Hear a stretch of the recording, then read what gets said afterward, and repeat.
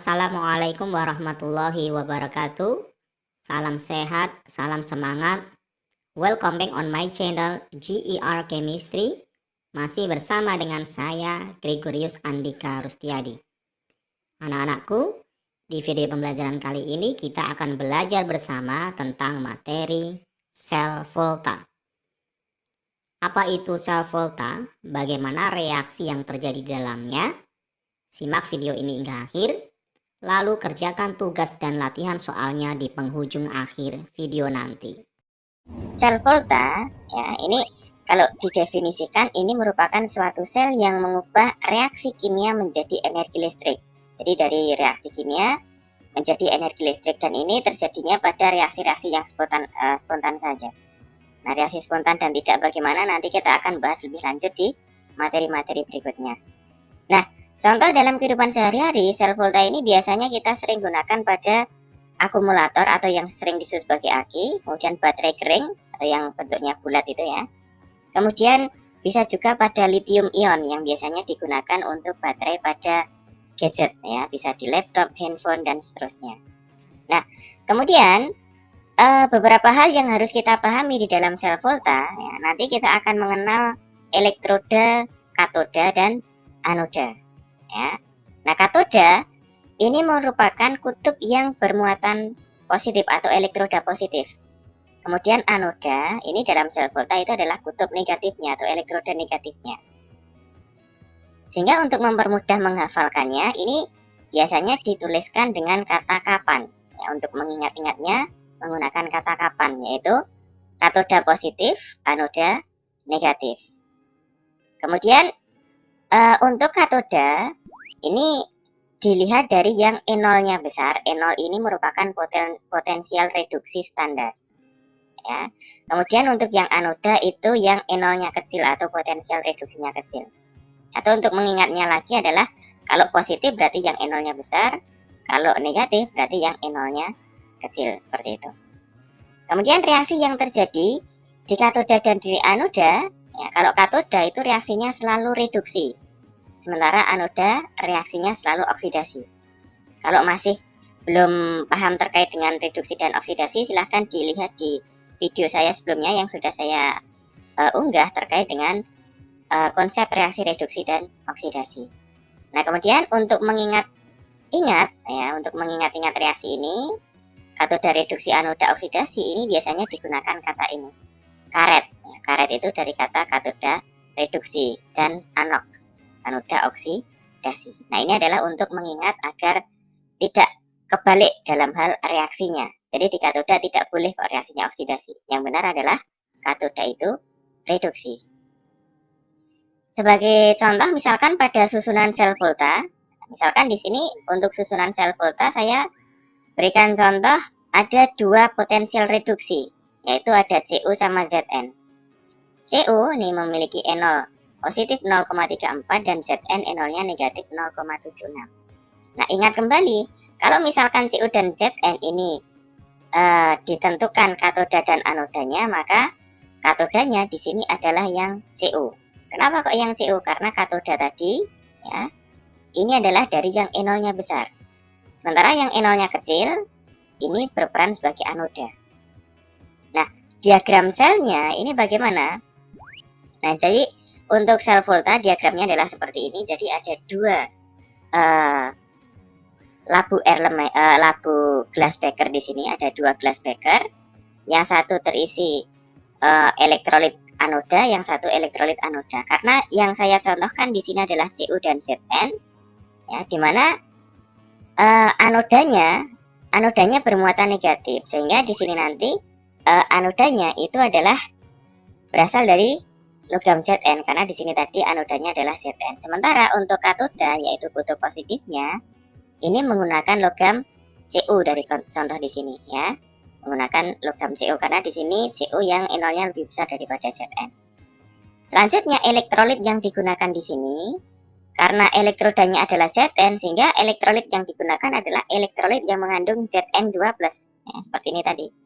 Maka biasanya yang digunakan adalah ZnSO4, karena di dalam ZnSO4 ini mengandung ion Zn2+. Selain itu juga ada ion SO4 2-. Sementara untuk yang elektrolit pada katoda Cu ini juga harus mengandung Cu2+ di sini, ion Cu2+. Yang digunakan adalah CuSO4 karena terdiri dari Cu2+ dan SO4 2-. Kemudian bagaimana reaksi yang terjadi di anoda di sini? Ingat bahwa anoda ini tadi reaksinya adalah oksidasi. Maka di anoda ini terjadi perubahan dari Zn melepaskan 2 elektron membentuk Zn2+. Ingat bahwa reaksi oksidasi itu adalah melepas elektron. Ya, atau ini dilihat dari biloknya Zn kan juga kelihatan. Ini dari Zn dengan bilok 0 menjadi Zn2+ itu biloknya +2.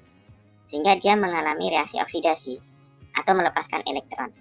Nah, kalau kita lihat, kita bandingkan terhadap reaksi yang pertama di sini tadi, bahwa Zn yang diketahui adalah dalam bentuk reduksi di sini. Namanya juga potensial reduksi ya ini ya. Ini Zn-nya kalau reduksi dia adalah negatif 0,76. Maka kalau reaksinya kita balik sesuai dengan reaksi di anoda, yaitu reaksinya adalah oksidasi, maka NO-nya awalnya negatif, dia berubah menjadi positif. Hal ini terjadi karena reaksinya ini dibalik. Jadi NO-nya positif. Nah, kemudian reaksinya adalah ketika elektron ini lepas ya, lepas dari elektroda Zn, maka Zn ini akan berubah menjadi Zn2+. Seperti reaksi di sini, berubah menjadi Zn2+. Animasinya seperti ini. Jadi ketika elektron ini lepas dari elektroda Zn dan mengalir ke katoda ini nanti, ke Cu ya, dari anoda ke katoda. Nah, saat elektron lepas, ini Zn2+-nya akan masuk ke dalam elektrolit. Kemudian elektron ini mengalir menuju ke katoda, dan di katoda, di elektroda Cu, ini elektron itu akan berinteraksi dengan Cu2+ yang ada di elektrolit di katoda. Sehingga Cu2+ mendapat 2 elektron, ya, menangkap 2 elektron, ini menjadi endapan Cu yang menempel di elektroda di katoda. Ya, nah ini ilustrasinya Cu2+-nya ini tertarik ke arah katoda atau ke arah elektroda Cu di sini. Sehingga reaksinya adalah Cu2+ ditambah 2 elektron menghasilkan Cu. Sama seperti yang diketahui di sini dengan E0 sama yaitu plus 0,34. Ketika reaksi ini terus berlangsung, maka di anoda karena Zn2+-nya itu lepas menuju ke elektrolit, maka semakin lama Zn2+ di elektrolitnya makin banyak di sini sehingga kelebihan muatan positif. Sementara di katoda ini Cu2+-nya mengendap di elektrodanya. Ya, ingat di sini dari Cu2+ mengendap menjadi Cu, menempel di elektroda di sini, maka akan banyak ion negatif yang ditinggalkan. Jadi SO4 2-nya banyak yang ditinggalkan oleh Cu. Sehingga ini akan kelebihan muatan negatif. Maka untuk mengantisipasi hal ini diberikan suatu jembatan garam di sini. Nah, jembatan garam ini fungsinya adalah untuk menyeimbangkan muatan dari elektrolit tersebut. Ini biasanya yang digunakan adalah kalium nitrat atau KNO3, meskipun tidak menutup kemungkinan bisa menggunakan jenis garam yang lain. Ya. Nah, kemudian KNO3 ini terdiri dari K+ dan NO3-. Sehingga ketika di elektrolit di katoda ini banyak ion negatifnya, maka K-nya ini akan masuk ke elektrolit di katoda, sehingga nanti akan menetralkan muatan di sini atau menyeimbangkan muatan di sini. Sementara yang NO3 akan masuk ke anoda, karena di sini banyak muatan positif yang dihasilkan dari oksidasi Zn ini tadi. Sehingga NO3-nya masuk ke elektrolit di anoda. Begitu seterusnya prosesnya seperti ini. Nah, sehingga nanti muatan di dalam elektrolitnya menjadi stabil. Kemudian di sini elektron itu selalu mengalir dari anoda atau dari kutub negatif ke katoda, ke kutub positif. Sehingga ini aliran elektronnya dari anoda ke katoda. Nanti kalau ditanyakan di soal, aliran elektron itu dari mana? Dari anoda ke katoda. Nah, ketika elektron ini mengalir dari anoda ke katoda dan ini diukur berapakah tegangan listrik yang dihasilkan, biasanya menggunakan voltmeter, maka akan terukur ya muatan listrik yang tegangan listrik yang dihasilkan. Nah, di sini kalau yang Zn dengan Cu nilainya adalah 1,1 volt. Ya, atau biasanya bisa dihitung dari reaksi ini. Ini ketika reaksinya ini kita gabungkan lagi antara reaksi oksidasi dan reduksinya dengan elektronnya kita coret di sini, karena ini elektron di ruas kanan, ini elektron di ruas kiri, bisa kita coret sehingga nanti ketika digabung reaksi selnya adalah menjadi seperti ini. Zn ditambah dengan Cu2+ dari ini, kemudian menjadi Zn2+ di ruas kanan dan logam Cu. Nah, kemudian E0 selnya ini merupakan jumlah dari E0 dari masing-masing elektroda dari reaksi di anoda dan di katoda. Jumlahnya adalah 1,1 volt sesuai dengan yang terbaca di voltmeter. Nah, selanjutnya dari reaksi sel ini bisa kita tuliskan notasi selnya. Notasi sel itu bagaimana?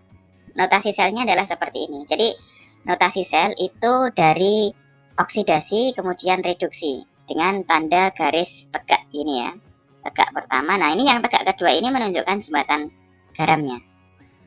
Kemudian ini dari Zn menjadi Zn2+ itu menunjukkan bahwa terjadi reaksi oksidasi dari Zn membentuk Zn2+. Sementara yang di sisi kanan ini Cu2+ menjadi Cu, ini menunjukkan terjadi reaksi reduksi dari Cu2+ menjadi Cu. Selanjutnya kalau kita lihat reaksi di reaksi selnya di sini, karena di sini di anoda ini terjadi pelarutan elektroda Zn menjadi Zn2+, maka nanti lama-kelamaan itu nanti elektroda Zn-nya ini akan semakin terkikis, semakin sedikit nanti. Kemudian untuk yang Cu-nya di katodanya ini semakin lama kan terbentuk endapan Cu di elektrodanya, sehingga nanti untuk elektroda Cu ini semakin lama semakin banyak atau semakin besar di sini elektrodanya karena terjadi endapan Cu dari larutan Cu2+ tadi. Baik, saya akan melanjutkan untuk yang notasi sel ini tadi. Nah, notasi sel tadi ini menunjukkan bahwa terjadi reaksi antara Zn menjadi Zn2+, Cu2+ menjadi Cu. Atau untuk mudah mengingatnya, ini menggunakan akronim ini ya, ANI-IK. ANI-IK itu maksudnya adalah anoda ion, ion katoda. Jadi yang di sebelah kiri itu selalu anodanya dulu.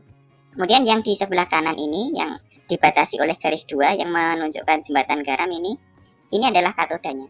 Jadi yang kiri anoda, yang kanan katoda, atau digunakan ANI-IK.